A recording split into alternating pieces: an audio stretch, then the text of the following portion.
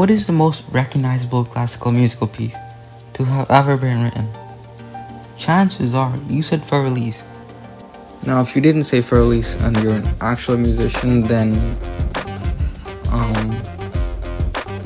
yeah. Now, whenever I heard Für Elise, I'd immediately know what song it was because it was that iconic. But there was always one thing that puzzled me. Who was Elise? Now, apparently this is still a mystery, but Elise is thought to be one of these three people. There might be more, I don't know, I didn't do much research, but here are the people. Therese Malfatti, Elizabeth Roquel, or Elise Bernsfield. And I know I just butchered all those names, so if any of those people are watching this, which it's not, well, if you have a similar name to them and you're watching this, I just want to say from the bottom of my heart, I'd like to take this chance to apologize to absolutely nobody. No, but seriously, I'm sorry. Now, I don't want to get too much into that who was this song made for thing, but my guess is that it's probably Elise Bernsfield. I mean, like, come on, it literally has her name in the title of the song. Coincidence? I don't think so. But anyways, the main point is that I like the song. And I just have done some background knowledge in basic music theory, and I know how to play basic songs on the keyboard. So curiously, I want to check out the sheet music thing for myself. And the first thing I thought to myself after looking at that was, I can do that. Right?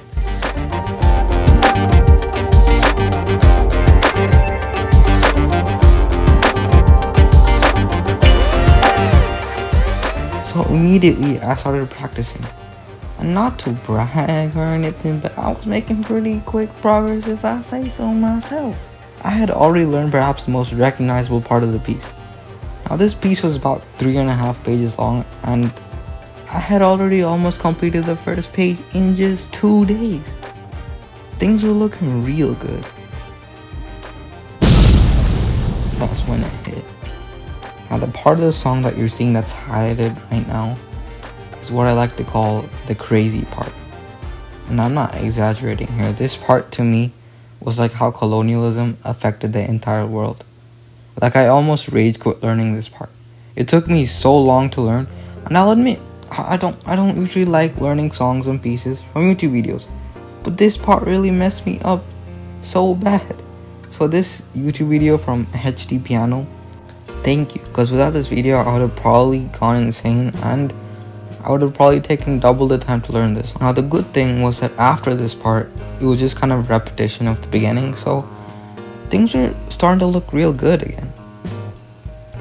And that's when something else hit. Now the part of the song that's highlighted right now is what I like to call crazy part 2. Cause now this part didn't have just one problem, it had 2 problems. One, so it's hard to play, so I had to go back to the video, but it turned out to be easier than I thought. And it actually turned out to be really fun to play, so it was actually not that hard to begin with. And 2, I didn't have enough space to play it.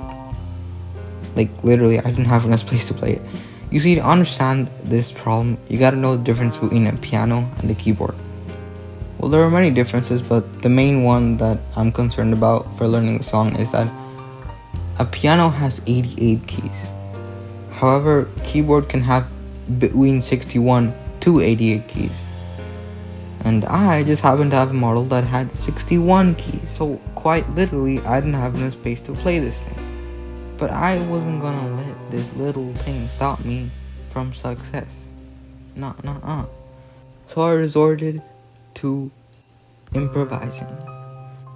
The first thing I improvised was that I couldn't play this A key, which was really low down the keyboard, so I just left it out. And the second thing was that I had to start here and go way high up the keys, but I couldn't, so I started lower down and only went up to this E key on the keyboard. Now luckily the ending was once again similar to the beginning, so I didn't really have much to learn there either. But there was still one problem though. I was playing this song slow. Like I'm talking that sloth from the movie Zootopia, which is sometimes called Zootropolis or Zoomania for some reason, level slow. And I had trouble playing those crazy parts that I was talking about earlier. But I was really smooth with playing the beginning. Plus, it had only been like 11 days since I started, so things were starting to get real good again. Yeah, so it's been like 20 days. Now I had a bunch of schoolwork at this time, and I was trying to practice a lot, but I didn't really have the time, and my practice hours were like slowly fading down, and eventually I even stopped practicing completely. And I gotta be honest, I was starting to think about, quitting this challenge.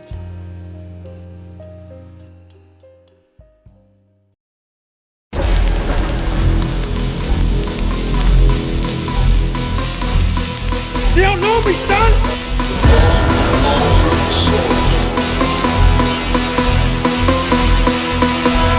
Yeah, buddy! Just in front of that. 18! They don't know me, son! Yeah! Yeah, buddy!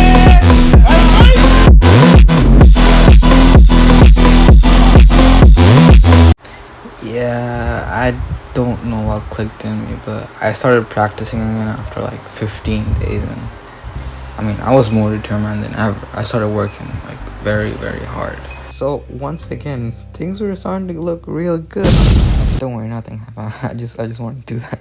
Anyways, like I was saying, I started to practice again, and my muscle memory kicked in, and finally, this happened.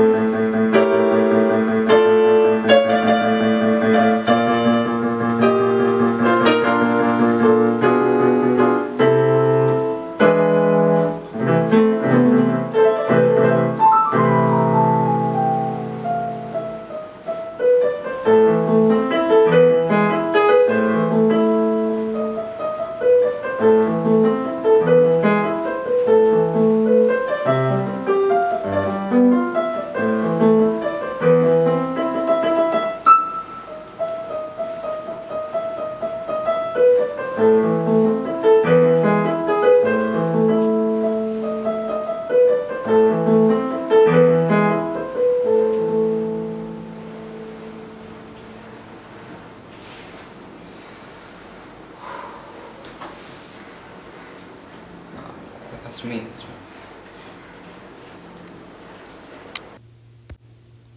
Now I gotta agree, that probably wasn't the best Für Elise you've heard. Was my timing a little off at times? Yes. Did some of the notes feel a little smudged in the crazy parts when listening? Yes. Did I probably not use the correct dynamic markings most of the time? Yes. But will the average person that listens to this song think I know how to play Für Elise? Also yes. At least I hope so. But all jokes aside, to really understand if I learned Für Elise or not, I think we need to define the word learning. I think no matter the skill, you can learn something, but always keep learning to master the skill. So there's a difference between learning something and mastering something. So I believe I learned the skill, however I can still play better.